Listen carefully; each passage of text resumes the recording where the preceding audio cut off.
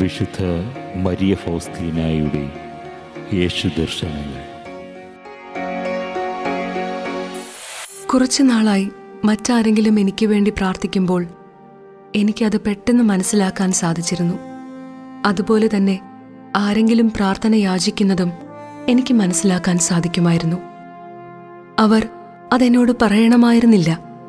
എന്തോ ഒരു അസ്വസ്ഥത എനിക്ക് അനുഭവപ്പെടുകയും പ്രാർത്ഥിക്കുമ്പോൾ ശാന്തത ലഭിക്കുകയും ചെയ്തിരുന്നു.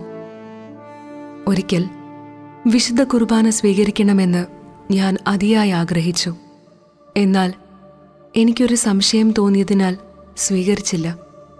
ഇത് പ്രമാണിച്ച് ഞാൻ വളരെ സഹിച്ചു.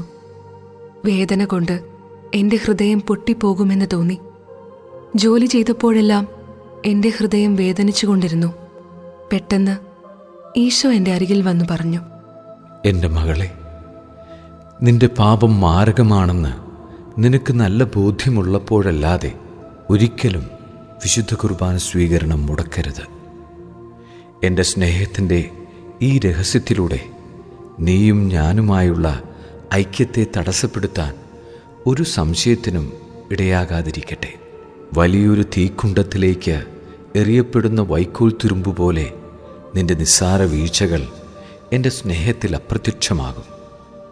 വിശുദ്ധ കുർബാനയിൽ എന്നെ സ്വീകരിക്കാൻ മടിച്ചതാണ് എന്നെ കൂടുതൽ ദുഃഖിപ്പിച്ചതെന്ന് നീ അറിയുക.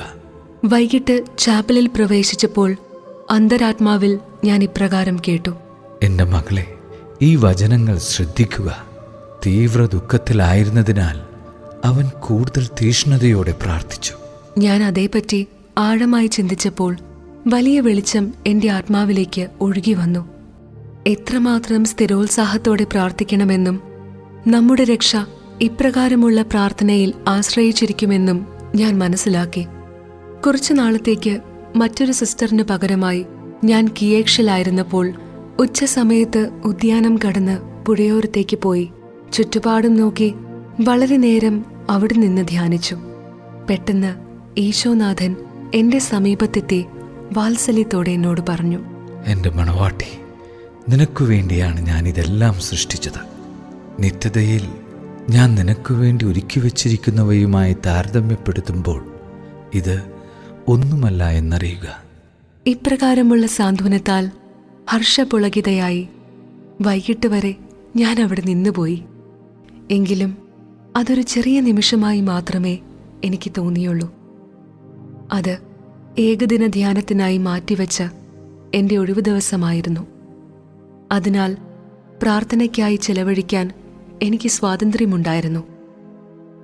ഓ അനന്ത നന്മയായ ദൈവം, അവിടുത്തെ നന്മയാൽ എപ്രകാരം നമ്മെ അനുധാവനം ചെയ്യുന്നു. വളരെ അപ്രതീക്ഷിതമായാണ് കർത്താവ് എനിക്ക് ഏറ്റവും വലിയ കൃപകൾ വർഷിക്കുന്നത്.